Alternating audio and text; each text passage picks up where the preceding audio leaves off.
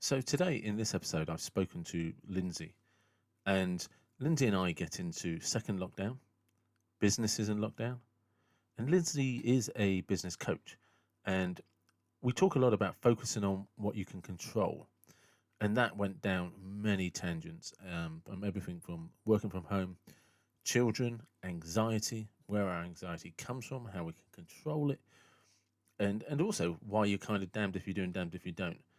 And tune in, enjoy the podcast, and play it to the end because there's a spoiler alert about what we're going to be talking about in a couple of weeks and on the next episode.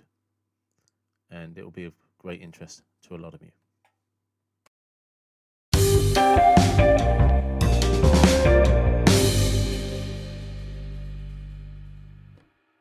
One. Good morning. Welcome to the David Watson podcast. How are you? I'm really good, thank you. And thank you so much for inviting me. I'm very excited to be talking to you today. You're very welcome, very welcome. And I do this at a lot of my podcasts just to give people reference. Lindsay and I have actually spoken already. And one of the issues we have is not shutting up. And we actually got halfway into about 20 minutes into this podcast and realized we hadn't actually started the podcast and just carried on talking. So, but in light of the fact that there is a second lockdown on the way, or it appears that way, and you and I were talking about the mental health of that, could you just explain to people what you do? Yeah, I am a business coach and I have the privilege of being invited into businesses to work with business owners. And I kind of use a catchphrase, and it's not really a catchphrase. I guess it's in business, we learn how to describe our business. And it's probably taken me 8 years to get to this.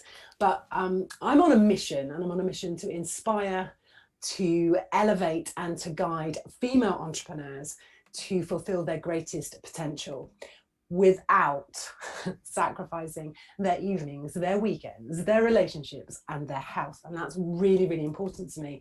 And interestingly, that sort of phrase that I've just given you has really bubbled up and come to the forefront since the first lockdown. Yes.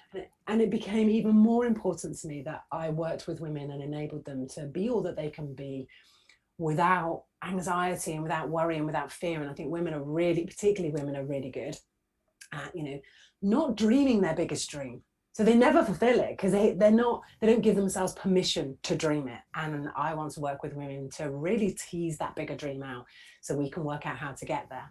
And I kind of describe business as a bit like having a sat nav. So you really need to know where you're going, because when you know where you're going, you can plan the journey.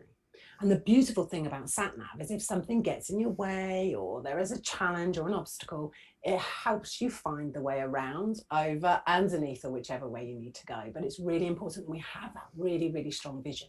And this has become absolutely key to it's always been key to the work that I do, but certainly since March has become even more important to me, and important because of my own journey through lockdown.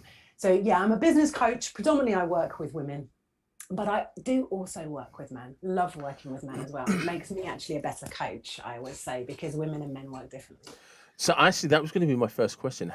What do you notice are the main difference between how men and women work differently? Men are really good at going, this is what I want and this is how I'm going to get there. And they go, and they're going to get there. Women are like, well, I think this is where I want to go. Or, yeah, I really want to be here, but I think I'll go for here because I've got family and I've got this. And we dumb down our potential. We dumb down our truest vision and desires because we're trying to please other people often. And that's not always the case. And I have seen it in men as well. But particularly men, they're really good at going, this is where I'm going. Men are also really, really good at the number game. So, I can work with women. I go, okay, so where are we financially? What does that mean? And they go, I don't really know.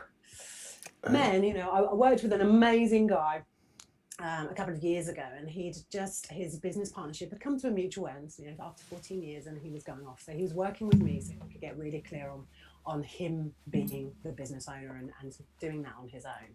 And then he suddenly said, I've had this other idea and I want to do this. And I was like, whoa, okay.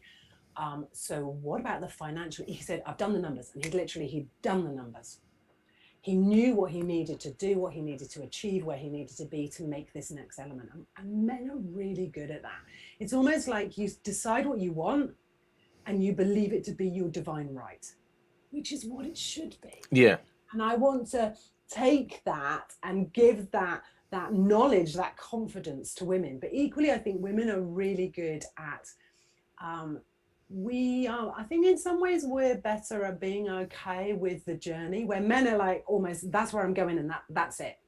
Where I think women are much better at enjoying the journey and going, okay, well, that didn't quite work out and I'll just move over here, or I'll just change the path or really tweak. I think we're much better at being flexible in our approach. So I need to take some of that and pass that across to the other side. Okay. So I take it then, like when guys just get their head down, this is where we're going with it. That brings its own issues. It does. Because I imagine there's a level of inflexibility there, and possibly can be slightly blinkered. And so, when you're talking about women and they can be a bit indecisive, what are the benefits of that?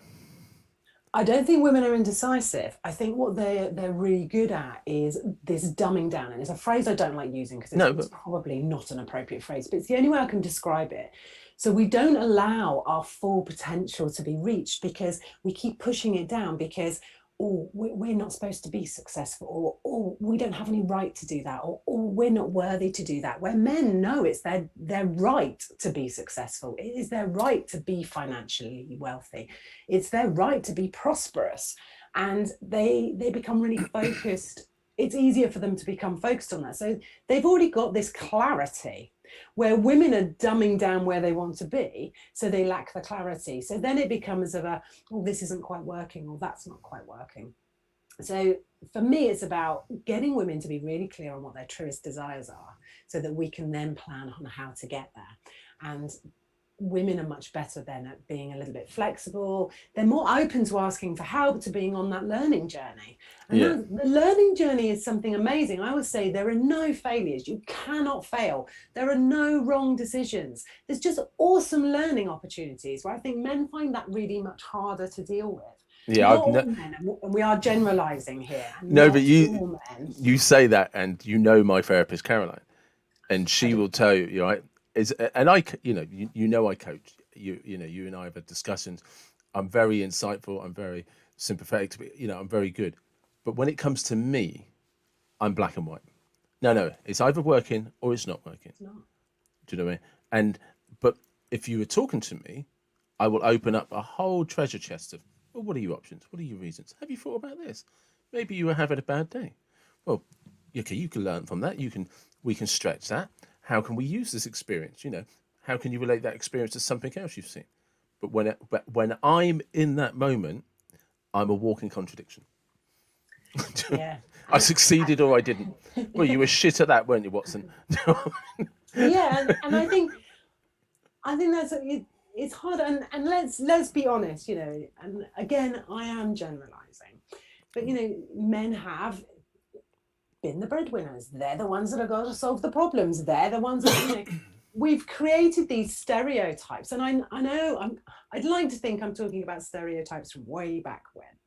I think they exist. They do. There's male and female characteristics. That's just how it is. But it's within the percentage-wise, 60-70% of men are likely to have these traits, positive and negative. Percentage-wise, 60-70% of women are going to have these traits, positive and negative, that you don't see in the opposite sex as much. They're just facts. And sorry. I was going to say, is it the pink and blue jobs, isn't it? So in my house, I put the bins out, which, you would think would be a blue job. But, I seem to be the one that remembers when, let's face it, we've got more coloured bins than we know what to do with these. Yeah. And actually the heating is my responsibility. You'd think that was a blue job, wouldn't you? Yeah, you see, and that's it, right? So if you live with me, you wouldn't let me do the bins. Because my idea of recycling is it goes in the bin. Yeah, the thing is, I wouldn't let you do the bins because you just put it out on the wrong day and you'd get it wrong, David. I'm not too bad with that. I'm not too bad with that. But do you know that,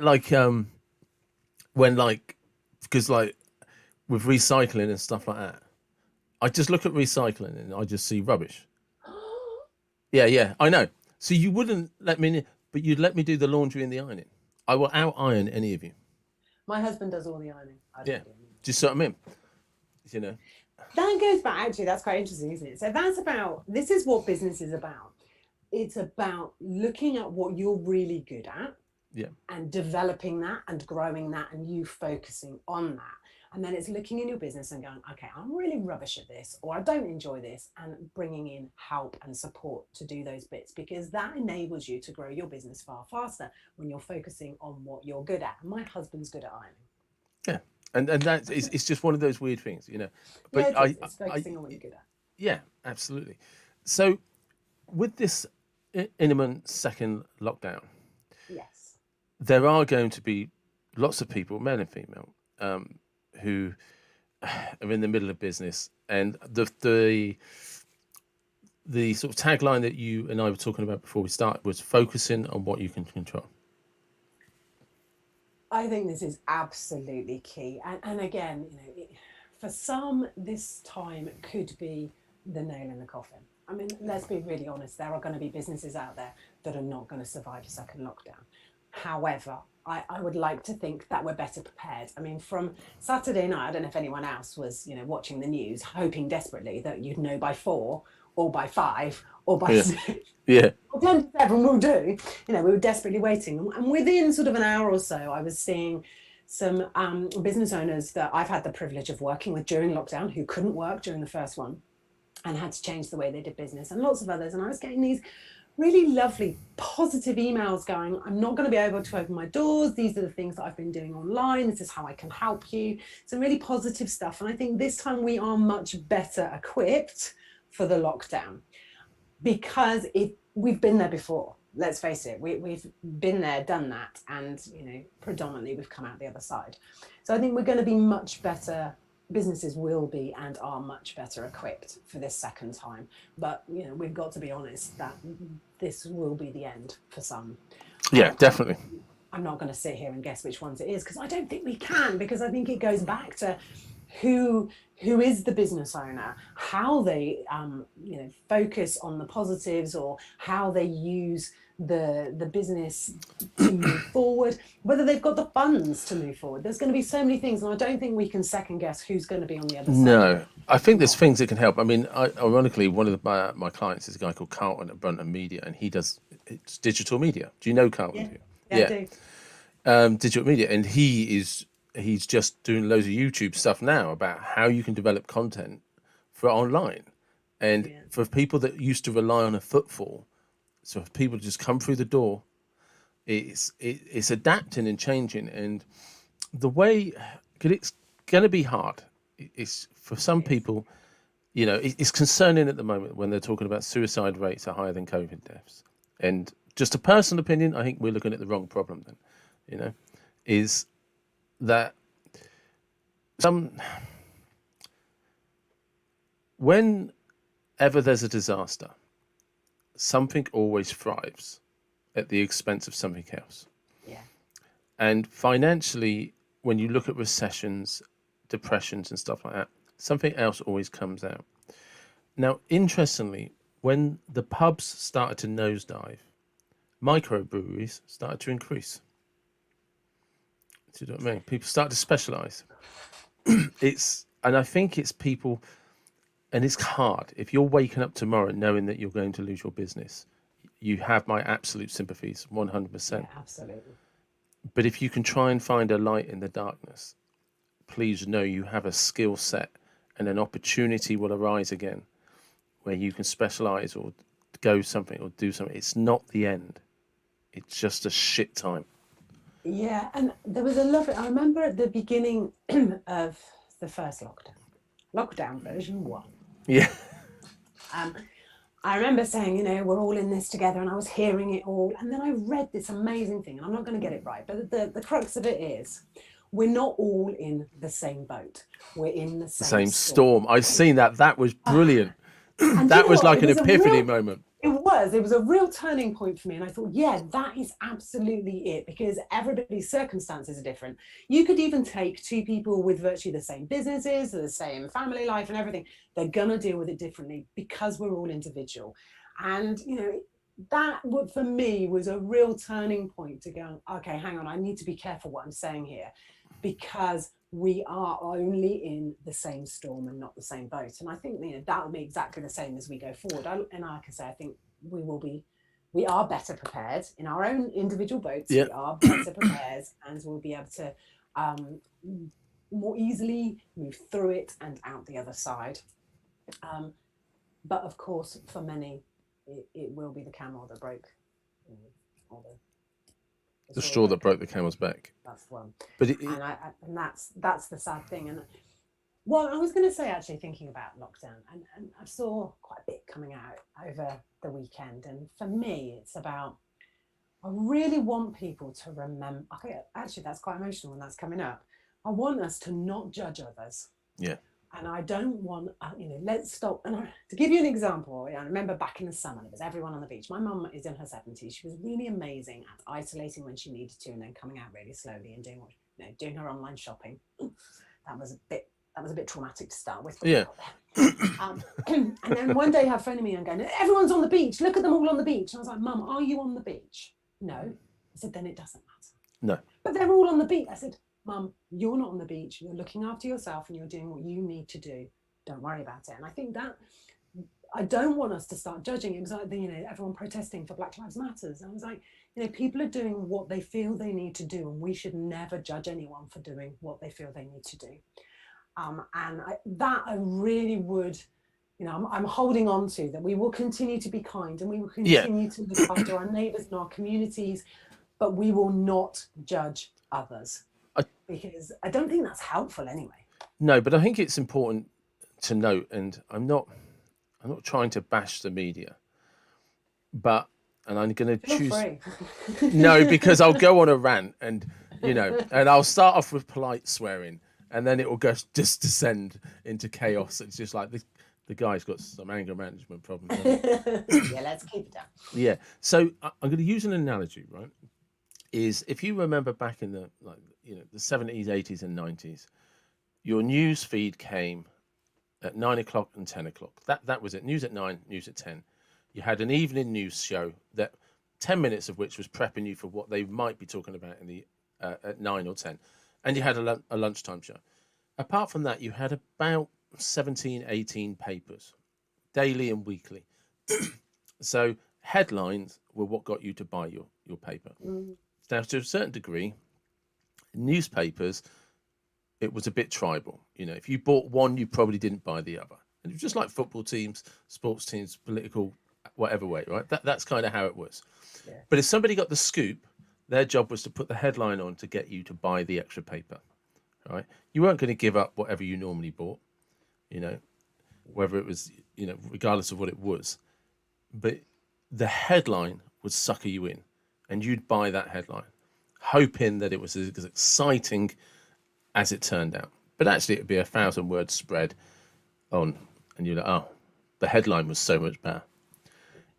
But we were back then, to a certain level, reporting actual news.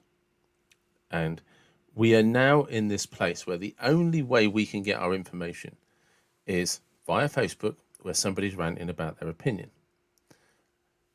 Twitter, where someone's ranting about their opinion. Okay. Instagram, where if you choose wisely, they're not going to be wearing that much, but enough that they're not getting banned. But they're still just going to be selling you their opinion, right? And if it's on TikTok, you're most likely going to be listening to music and learning a dance move, right? And I'm not trying to be cynical, because I'm on all of these platforms talking about coaching, right? But let's find you on TikTok. I'm doing very well on TikTok, actually. I've got quite a few thousand followers on TikTok. Yeah. I'm not dancing on TikTok. Nobody would tune in to see me do dancing. Not nice people, anyway. Right? But now we have a 24-hour opinion. And they're struggling. News outlets are struggling like mad, because there is so much noise and so much competition. And we know this historically. They need headlines to grab your attention.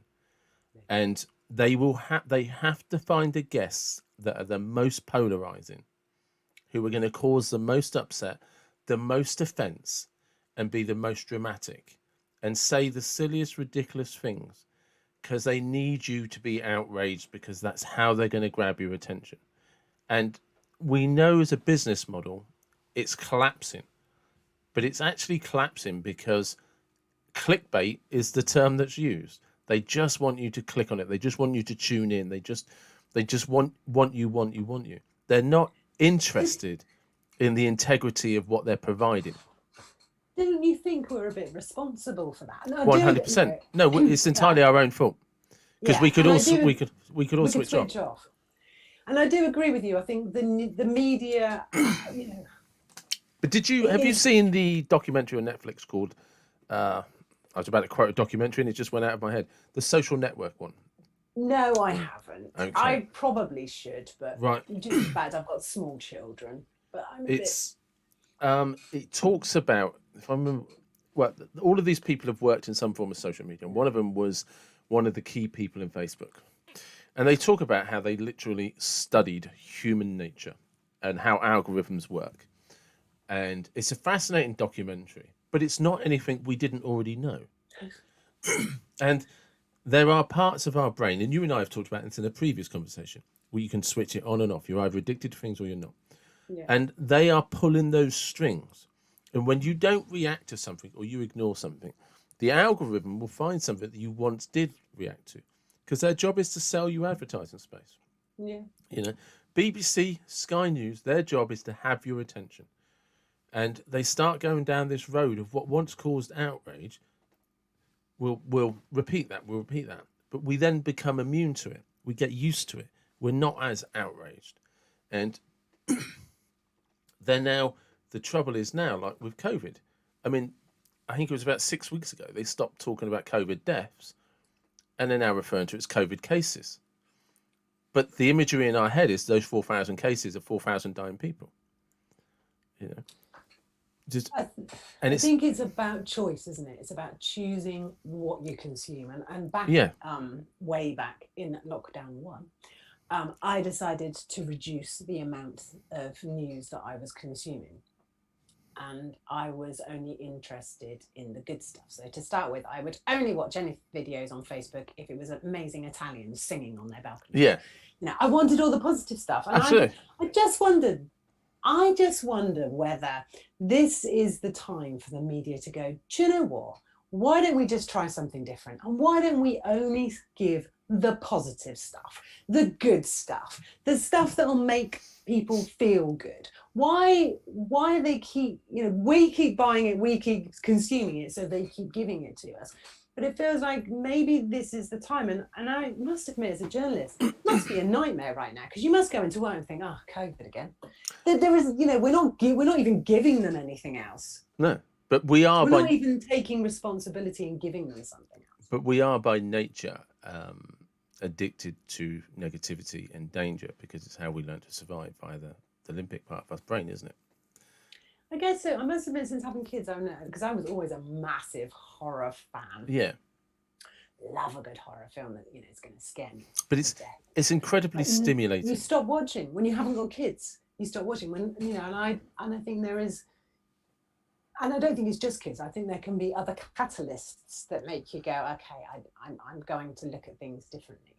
And it's like my husband won't watch. There's been some really great documentaries about children who have been taken, that kind of thing, and that doesn't bother me so much, because it's a film or it's a program, it's a document. My husband won't watch any of that since we've had kids. Will not watch it. He cannot watch it, and I think it's really interesting. But that shows that we have a choice, and we need to be making better choices maybe from our media, and we need to be expecting more from our media. And instead of berating them on Twitter because they've said something really stupid, and there's lots I could mention on the TV that say really stupid stuff, and then everyone goes to town on it, well, just ignore it. But I think this is the same with businesses, isn't it? It's focus on what you can control, where you are, because we are by nature designed to be fearful, and we get addicted to outrage. It's very stimulating, but it's very frustrating. And the problem is positive is hard to come by, because you can get a very quick stimulus through sugar, and it feels great. But negatively, you're going to get overweight, and you're probably going to start hating yourself. Without trying to demonize or stereotype. Do you know what I mean? But it's not as much instant fun as working out. It's just not as tempting as a lettuce leaf. Do you know what I mean? It's just not. Whether we, the reason confectionery sweets and cakes are so successful is because they're so bloody nice.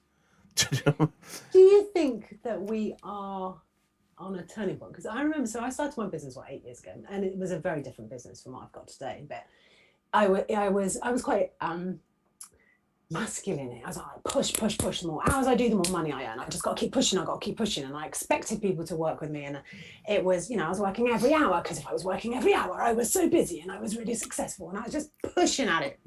And then there was a point where I just went, I cannot maintain this. Yeah. I cannot keep this going. And then I started to open myself up to go, this cannot be the only way, because and my business had plateaued, and I was like, I haven't got any more hours. I haven't got any more time. How can I make this work? And then I opened myself up to different types of business coaches, to different types of reading. I remember my first business coach that sent me on a different journey.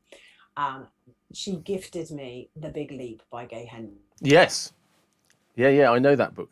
And that was kind of what took me on this journey of self-discovery, if you like. And I eventually started to look at manifesting, law of attraction, wanting to make it easy, and knowing that I could make it easy if I decided to. And I think there feels to me like there is very much a pull towards this now.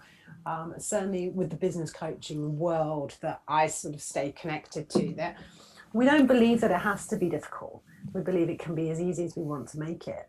And we don't believe that it should be a struggle. We don't believe that it should be hard work. And we certainly don't believe that it should be at the detriment of your health, your relationships, and everything else.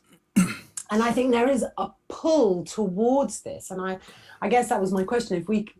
Or sort of my point is, I feel that there is a definite change. I feel that there is a pull to something better. I think there are more and more of us that want better, that want more. And we don't just want that for ourselves. We want that for our planet, if you like. Yeah.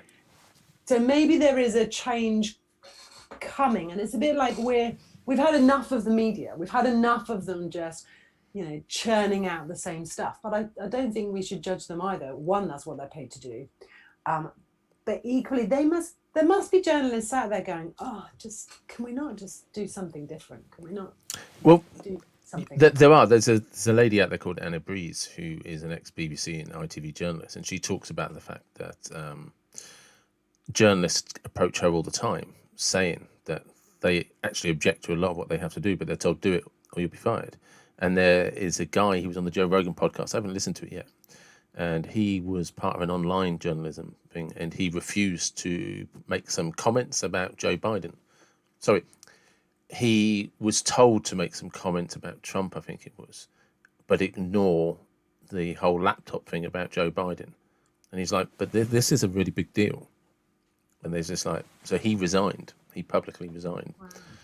Wow. Because he's saying, but there always has been editorial control.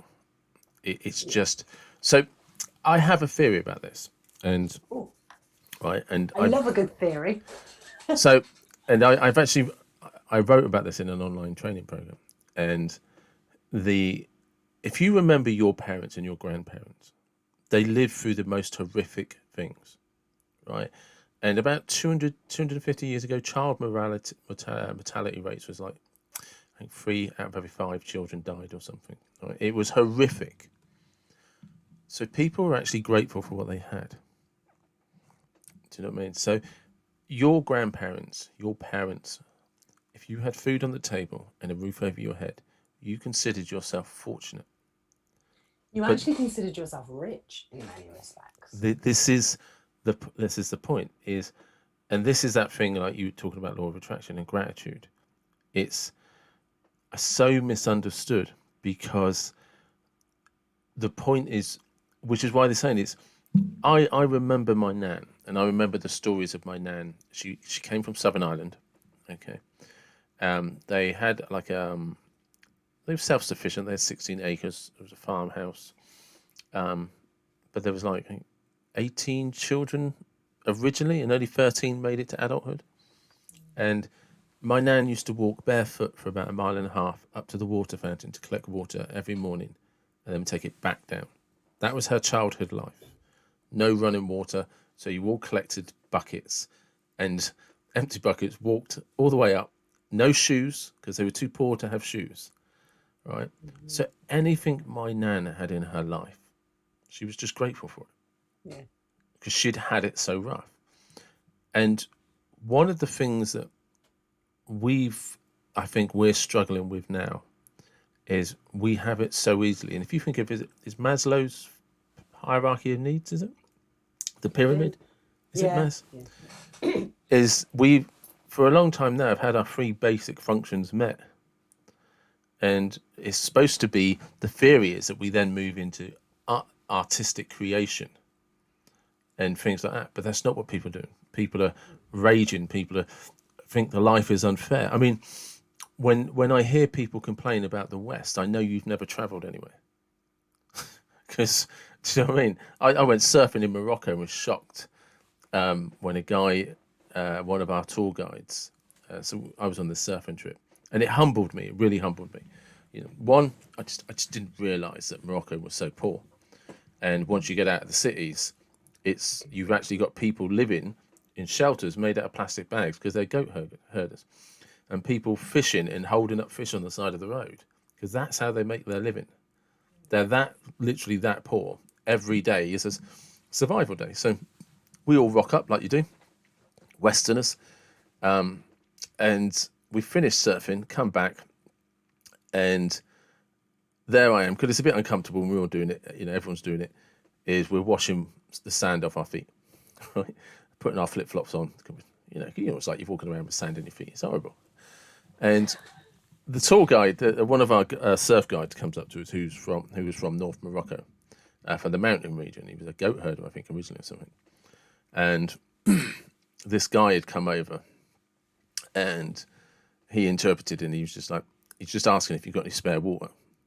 I was like, say again. It's like, yeah, if you've got any water, there's no water here. I was like, yeah. So I gave him a whole bottle of water, and he then started saying this prayer to bless me for my generosity. And I just remember thinking what a twat I was, because I was literally just round the corner on the other side of the van 2 minutes earlier, washing my feet off with sand.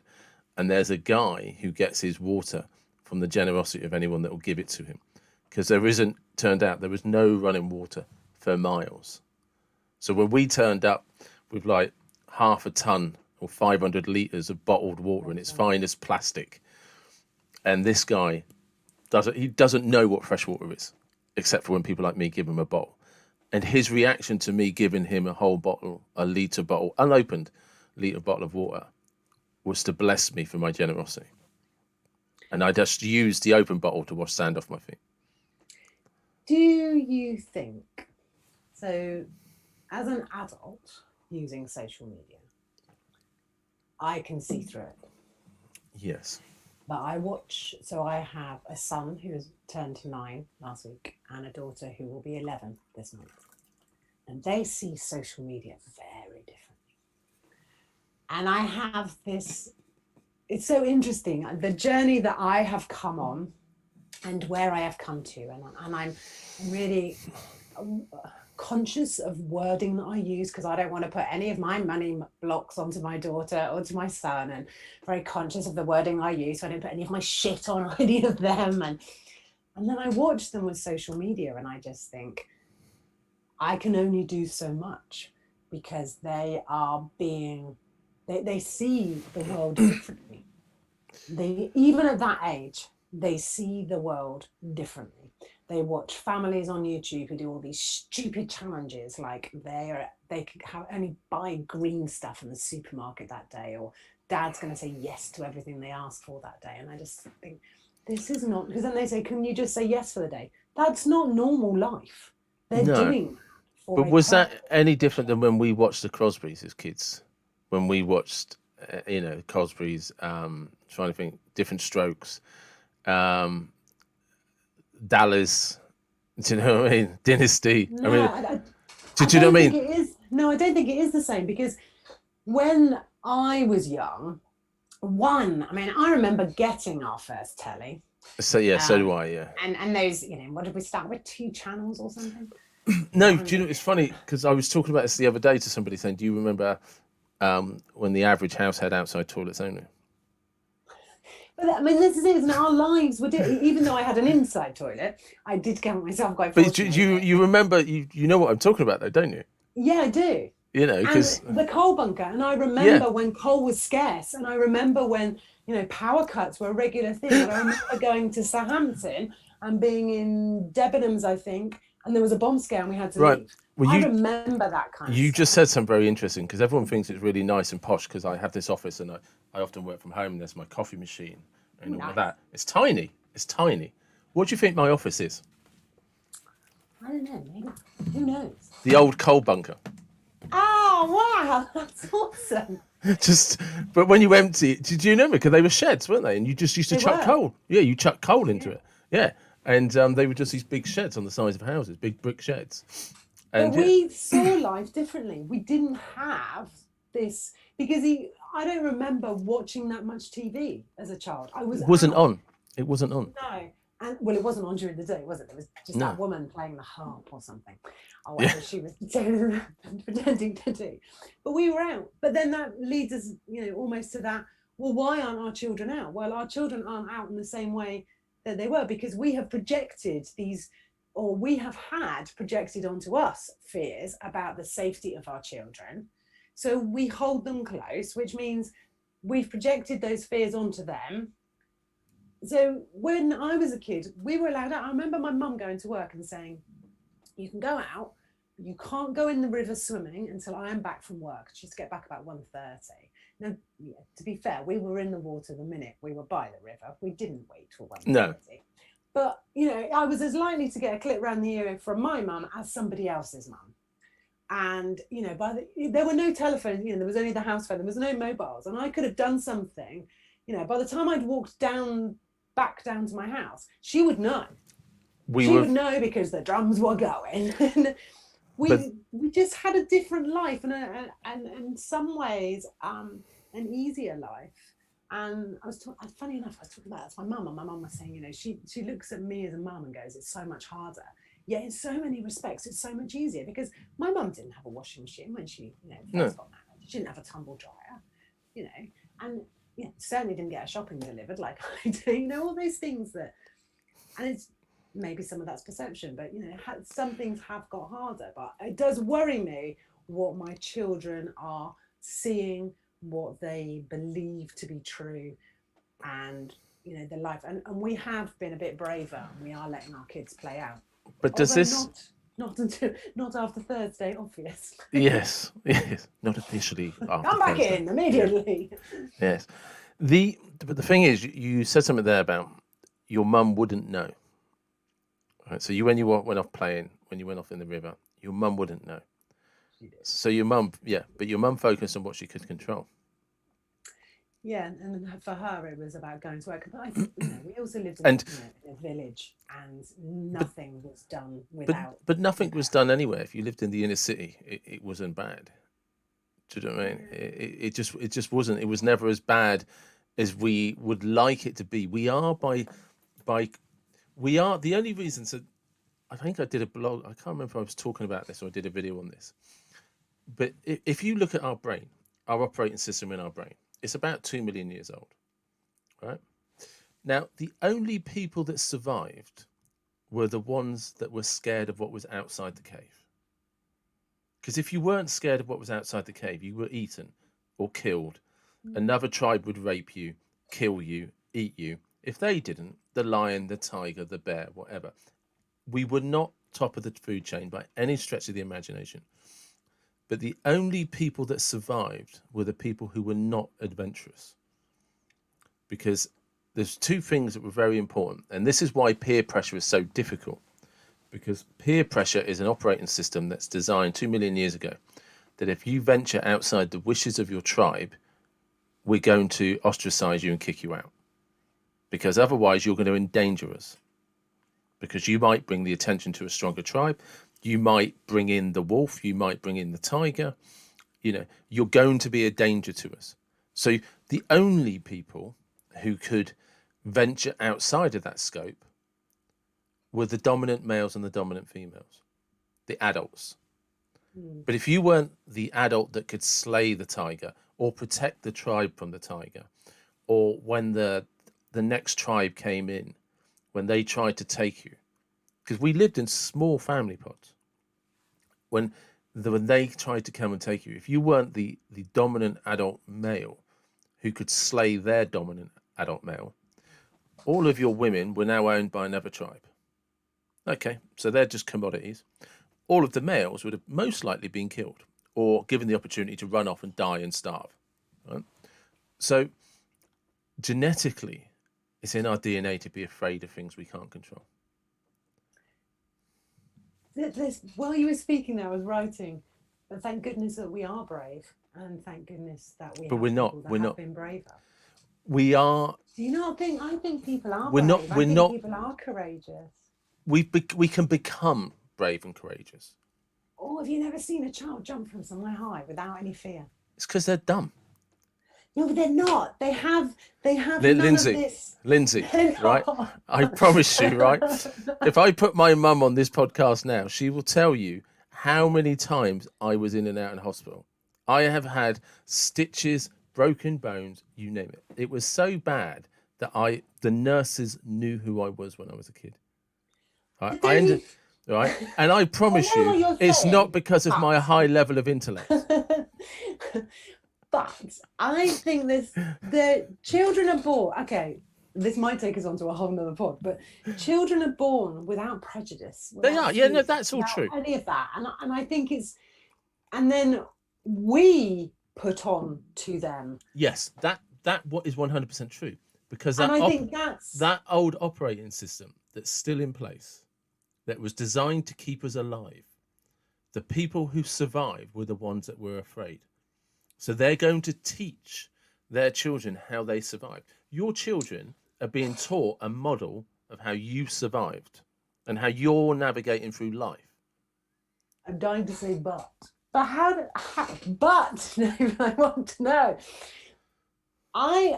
I'm not sure I agree with you, because I feel that if we're just teaching the same, it's like insanity doing this. But we're not teaching the same old thing, is it? When was the last time you took your kids down to the river to swim? No, I always send my husband. But no, we have done that. I'm not saying yet, but how many kids when you were growing up swam in the river? Because I'm going to say all did. So why are the rivers empty today? Because we're not teaching the same things that we used to teach them. As the adults, we're projecting our fears, and I don't think my fear is not about them swimming in the river.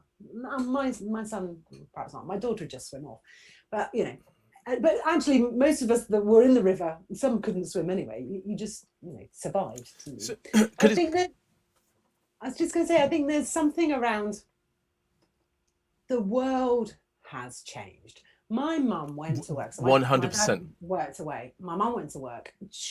I don't believe, she was worried that we might go in the river and we might drown. She might, worry that X. She couldn't control it. But it wasn't about the things that could happen now. So when my son is out the front playing, my biggest fear is that he will step out into the road as a car comes round the corner. Or, I think, and they're pushing boundaries. So my daughter's 11, she's pushing boundaries. Can I walk to the shop? Can I go here? And I'm like, yeah, you can. But actually, internally, I'm like, the world's a bad place and you'll be put into the back of a van and I'll never see you again. But it's irrational fear. Which comes back to your thing, focusing on what you can control. I know, so I'm keeping her indoors and never letting her out. I can control her really well. But it is incredibly complex and we're not equipped really to deal with it, because our environment growing up was completely different. Your children will be far better to deal with social media and how it should be regulated than we're ever going to be, because we have a biased viewpoint because it wasn't around when we were children, and we're very nostalgic about what it was like when we were kids, when actually we probably hated it because it was boring. Yeah, I totally agree with you. In fact, there's a young guy that I met through a networking group, and when I say young, I'm in my 50s and he's in his 20s. I think we were talking about the last election. He hadn't been old enough to vote or something. That's how young he was. But he was saying that where social media is concerned, he said, and the internet and everything else, he said, we've been learning. He said, and we will learn how to use it better. We will learn how to use it well. We will learn how to use it for good. Yeah. And I thought that was really interesting, that he's almost been through the highs and lows, and the massive lows, and he can see how it will be for the good. And that was quite reassuring to come from a young person. What was interesting is that he's not really on social media. He uses social media for business purposes and not for personal purposes. I don't have an answer as such, right? But I have an idea or an analogy. If you look at every generation before us, they suffered. Do you know what I mean? But with the Great Depression, the wars. In the 70s, people like you and I will vaguely remember the strikes. We remember the Thatcher years of the 80s, the big boom and the big bust. And, people talk about the last recession in 2007. No, I remember the jobless lines in 2000 and in the 80s. It was severe. And and people don't realize as well, you never got the social benefits, family tax credits. If you were hungry, you were hungry. Do you know what I mean? I came from a very low income family, and my mum got her children's allowance. That was the only benefit that you got, right? But what we've seen through history is as life's got better and better. If you take, I'll give you an example. If you take what was considered poverty in 1988, right, or 1981, what poverty was in 1981, and look at what is considered to be the poverty line in 2021. And I don't mean material in terms of actual money. I mean in terms of materialistic. If you had said to somebody in 1981, I'm in poverty because I don't own a TV, you would have been laughed out of the room. Because we were in a generation where not everyone had a TV. No. Some people still have black and white TVs. About 70% of all households used a phone on the street, because very few people had phones inside their houses. Yeah. Okay. But the more comfortable we've got, the more we've demanded. The more comfortable we got, the more we feel that life is unfair. That's about expectation as well, isn't it? It's about saying, I expect more, I deserve. Yeah. It's almost like in a really uncomfortable way. It's this, I deserve this. Yeah. Yeah, I'm entitled to it. Thank you. That's a better word. And this is predominantly, it's been this throughout history. The generations that don't come from a place of suffering have more entitlement. But they're also hardest hit when they don't get what they expected. Yeah. Because they weren't taught, they had no tools in their toolbox to deal with things. The irony of this is, this lockdown for you and I, well, I mean, we were already joking about it was lockdown 2.0. Do you know what I mean? It's not that strange to us in some respects. This is like being grounded on the school holidays. For when we were kids, because you weren't allowed to see anyone. It is, and for me, I work from home. I've been locked down for 8 years. It's not that different in so many ways. No, because as well as I work from home and I work in care. So the only thing lockdown meant to me was there was nobody in my way when I was trying to get to work. Yeah, I had these lovely clean roads. I was almost gutted. The worst thing about lockdown for me, and this is how, different levels of the spectrum we're on, were the bloody pigeons, rabbits, and pheasants on the road, because the roads were so empty. Yeah. The roads were just full of these things eating grit and crap off the roads because there was no cars shooing them off every 2 seconds.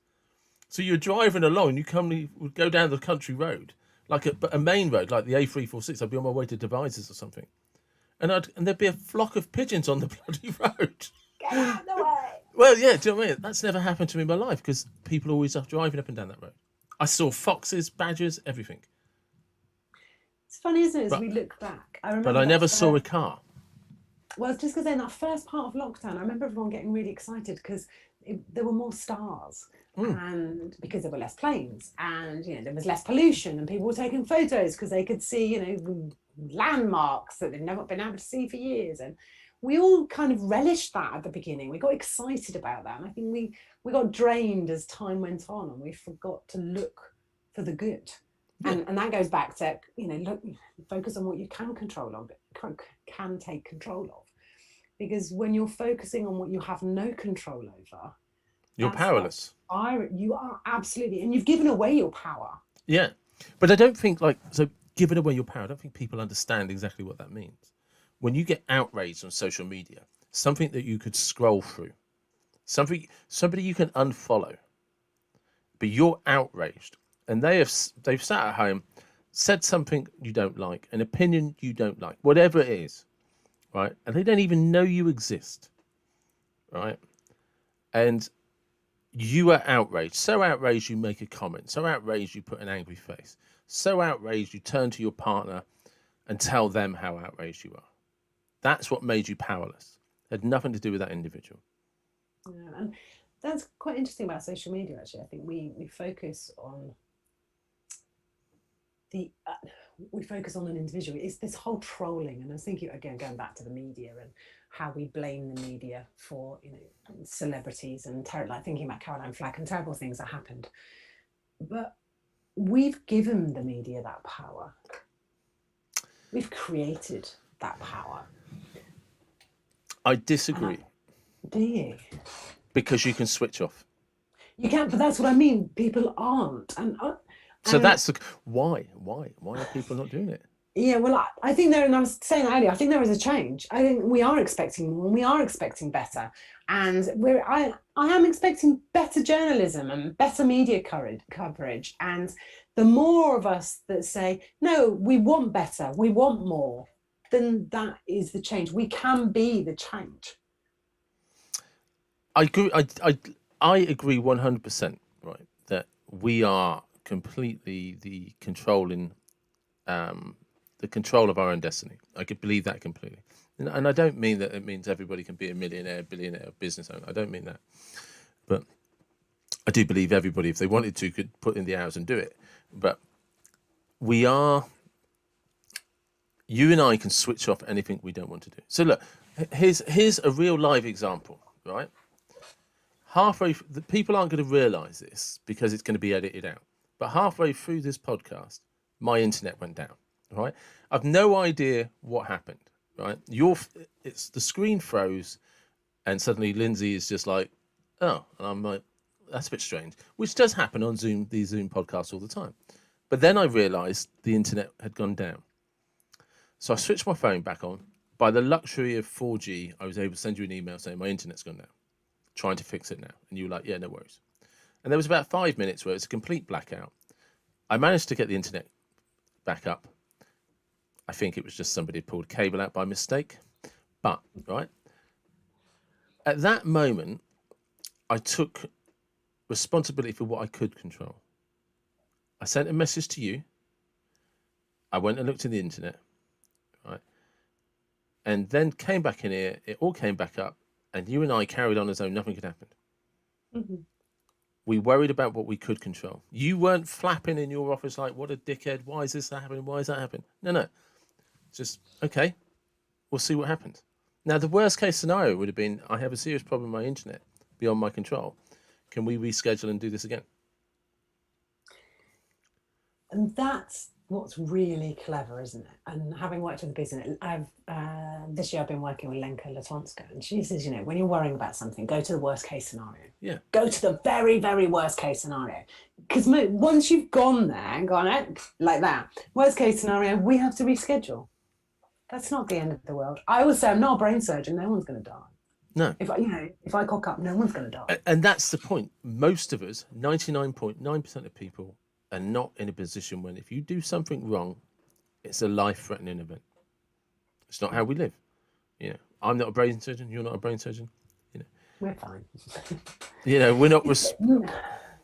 I wonder what that is, because I can see that maybe, I don't know, maybe 4 years ago, I would have been going into a panic. I would have been trying to ring you. And do you know what? I literally just sat here. Yeah. And I thought, well, I'll take a comfort break because I've probably got time. I'm going back and sat for a bit. So I utilised my time. I almost got a book out because I thought, well, I can't go anywhere. I could use this time really well. But I think that is who I have become. So what is it that enables us to be at that point? Okay, so the way I would react to something in my 20s wasn't the same as it was in my 30s, and it's not the same as it is now that I'm in my 40s. You know, I mentioned to you before the podcast started about when I checked audio levels because of that podcast I did with Clark Barton, which a guy that I was really pleased to be chatting to. Turned out the settings weren't correct, and I never recorded him. So we had this great podcast, a fantastic podcast.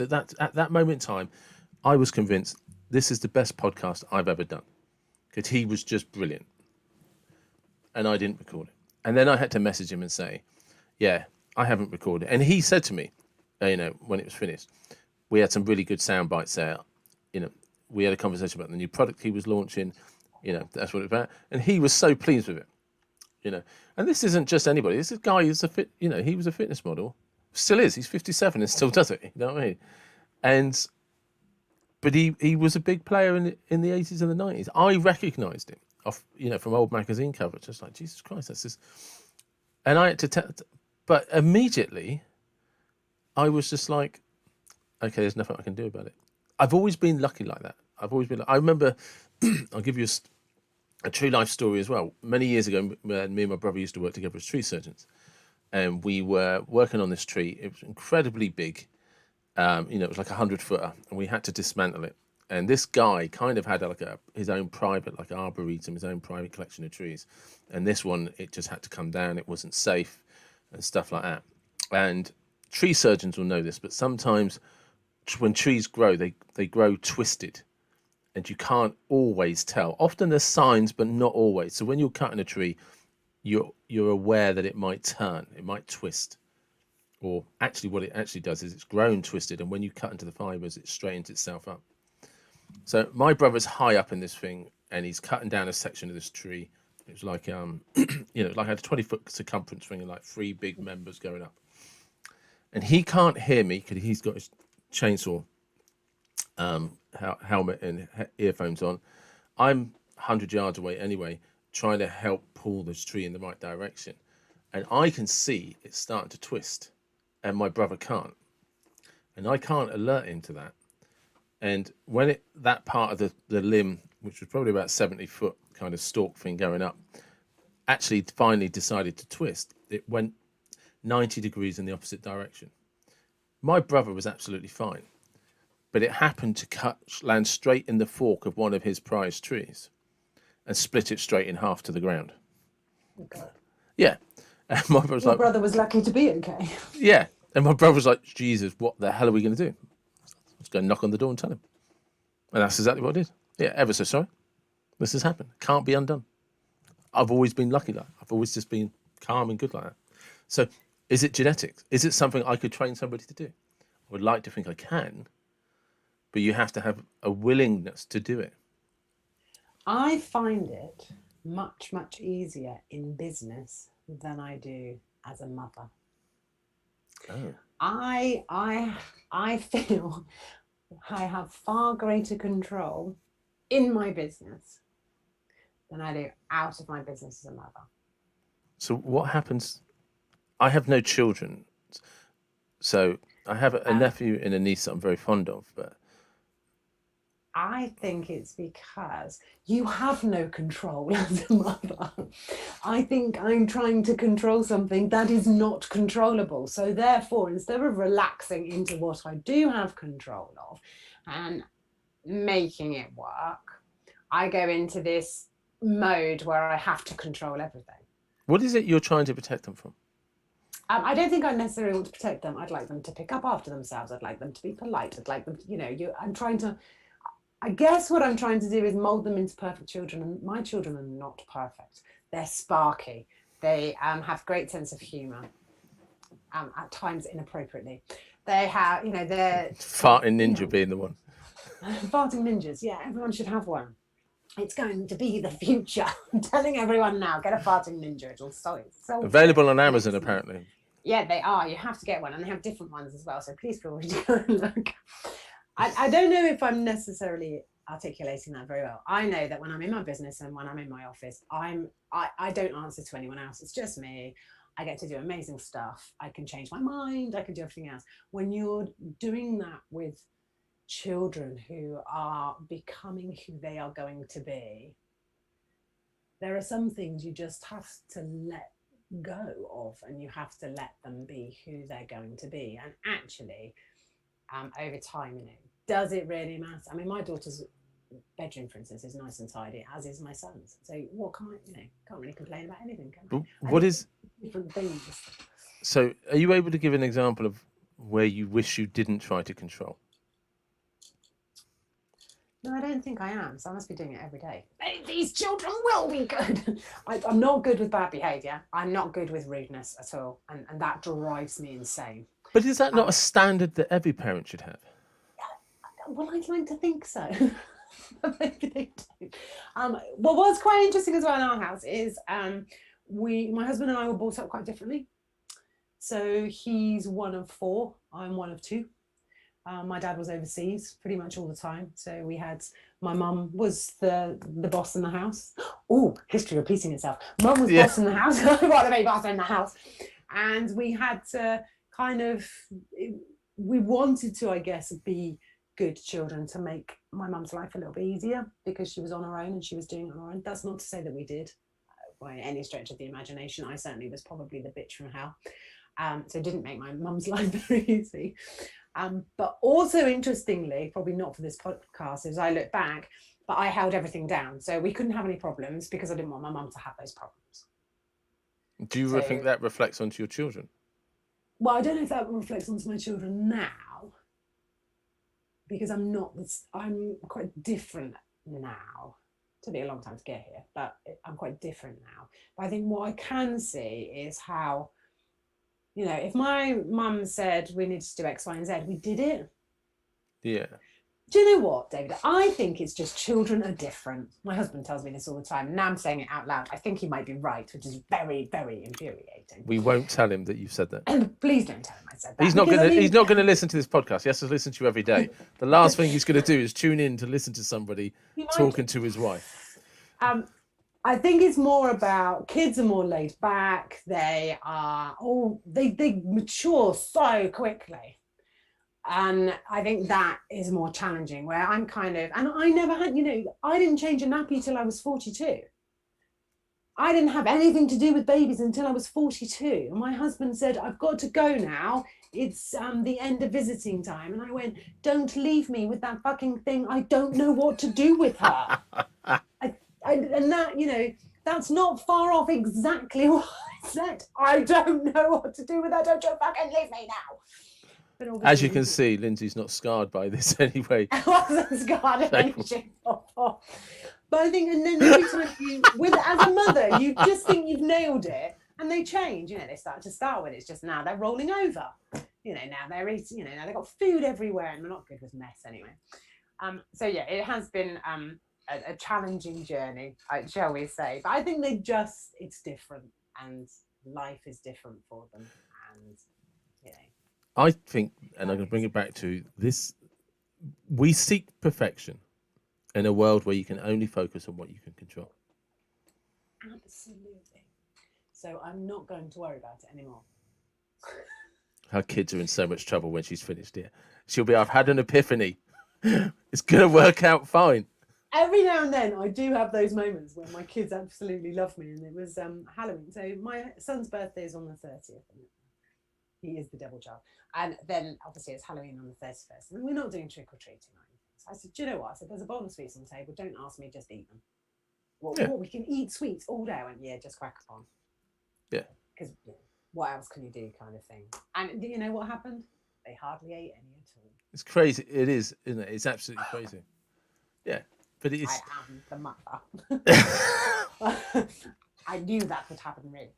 But I think it's just actually, it's being an older mother in some ways that went in my favour, and in some ways it didn't. I was to Because say, did you not my put more pressure expectations on? are Yeah, did high. you not have more pressure on yourself? Did you not put the Yeah, pressure on yourself? yeah, I did. I My should know better. expectations are, yeah, my expectations are really hard, and I'm not good at failing at stuff. No, I mean, I don't have children. At 46, I've probably skipped that boat. But I don't think I would be. On one hand, I think I'd be a great parent because I just have natural parent patience. But on the other hand, I would also be trying to nurture them constantly. I think you can do better. And are you the child that needs to be nurtured? Or are you the child that needs to be disciplined? They would almost become a project. Just you know what I And mean? I am a bit like, I get quite frustrated. Like my daughter, I can't do maths. I can't do maths. I'm rubbish at maths. I'm rubbish at maths. And inside of me, I'm like, stop fucking saying it, because that is what is going to happen. Yes. So then I have to go. But you're really good at maths. You're good at it. And actually, after a while, I get fed up with the cajoling, with the negotiating, with the trying to come up with 100 different ways to say the same thing, which is you are going to be shit at maths if you don't. If you keep Yeah. telling yourself you're going to be shit at maths, you're going to be shit at maths. Yeah. That's the bottom Self-fulfilling. line. Yeah. And that's what it tires me.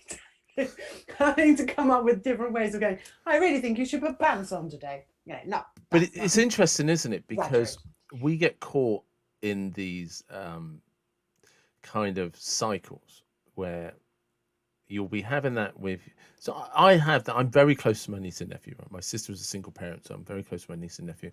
My nephew is autistic, and so I try to encourage my niece as much as I can, but I am by nature quite black and white about things.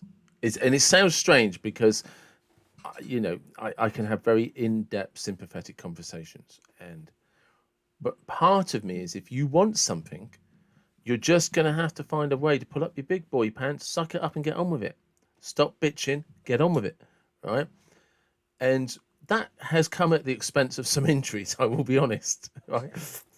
I'm very much at this moment in time nursing myself constantly to train every day and stop as soon as I start feeling an ache or a pain, because I've literally over the lockdown periods and stuff when I've been training in the garden and stuff, I've literally damaged ligaments and stuff because it's like, no, you'll be right. One more pull up's not going to hurt you. No, just couldn't actually move my arm for 3 days, right? But in my head, I'm screaming, "You fat lazy bastard, pull yourself up!" And there's pain coming through my arm, and I'm like, don't you dare give in to that. Do not give in to that. So I have to be careful when I'm with my niece because she's quite precious and will cry at the change of the wind. Do you know what I mean? And there's part of me that wants to scream at her and like drill sergeant her because that works for me. Do you know what I mean? It's quite interesting, isn't it, those things that you said? Because I believe that things should be easy. And I think that's what frustrates me, because I embody that in everything I do in this office. Yes. But the minute I step out of that office, my office, suddenly things don't become easy. And I know that's because over the years I have said numerous times to myself, I'm a rubbish mum, I can't do this, I don't understand it, I can't do it, I can't do it. And I've been telling, and that's a self-fulfilling prophecy. So I believe that as a mum in the last 18 months, as a person, I have changed exponentially in the last 18 months, 24 months. And that my husband will tell you, he's seen a massive change in me, in the family, in the relationship I have with my children. So this change. So when I talk to business owners and talk about it, we want to make it easy. We want to relax into it. We want to do things differently. We want to create a different way. I want women to be open to a different way. The benefits are beyond your business. And that, when I have that phrase on my board as I look up, it says, you know, I'm on a mission to inspire, to elevate, and to guide female entrepreneurs to fulfill their greatest potential without sacrificing their evenings and weekends. And I know that is possible. And I also know what's even more exciting is the more personal development work we do, because we're doing it for our businesses, the rippling effect outside of our offices is amazing. So when we started lockdown, I thought, if I get through this without shouting at my children, it will be a miracle. And you know what? The miracle happened, because I have changed, and I was like, okay, we can make this work. We can make this okay. This is hard. You know, my children are living through history. We need to make this a really exciting history. Yeah. And, you know, I'm not saying homeschooling was not really a thing, you know, but suddenly I was like, okay, I need my son to do more reading, because he's just not quite where he needs to be at school. I was like, recipes. He likes cooking. You know, I don't like cooking. Yeah. But I still have not perfected a batch of scones. We're still working on it. And now we've got another lockdown to work some more on it. But it was really important to me that I found that way of doing that. And I keep saying to everyone, I have grown again in the last 6 months. And part of that is through my health journey, which you already know about. But which we are going to talk about on another podcast. We have to talk about it one day. We'll do it. We'll do it in the next couple of weeks. That I have been on this amazing journey, and I feel better as a human being, and I feel happier and in a better state, if that. So you and I have already agreed that we're gonna have to give some people some reference to this, otherwise it's like, oh, this is the very thing that we've just been criticising the media for. Right. We were just teasing people. Yeah. Well, and as you know, at the beginning, or just before lockdown, I started on a breast cancer journey. So during lockdown, I had a number of operations, and so it has been one hell of a journey. And during that time, I had the best months in my business. This is it. And so we haven't scheduled it, but we're going to plan a podcast just around that, actually discovering that you had breast cancer, how you came to terms with it, being a mum, telling the children, your partner, the whole thing. And I will say up front, we'll just see how that goes. And it's a journey I'm really grateful for, because I'd already been on this amazing, awesome personal development journey. And then I almost felt like I was gifted something else to just level me up again, to just take me up again. And so I'm extremely grateful for that experience. Which was super crazy, because it was during lockdown as well. But I mean, I don't even know where to begin with that, you know, feeling gratitude for having breast cancer. It is, because again, it's not the narrative we're told. No, and I should say it also, you know, having gone through my journey, which ended in mastectomy and reconstruction, I don't have breast cancer. I'm cancer free. Yeah. I'm bloody lucky. You know? 100%, 100%, you know, and do you know that's probably the best place to finish? Yes, it is. Because and we will, for people listening, we are talking about this hopefully in the next couple of weeks. We will. But yeah, cancer free. That's great. Thank you. It is. You're welcome.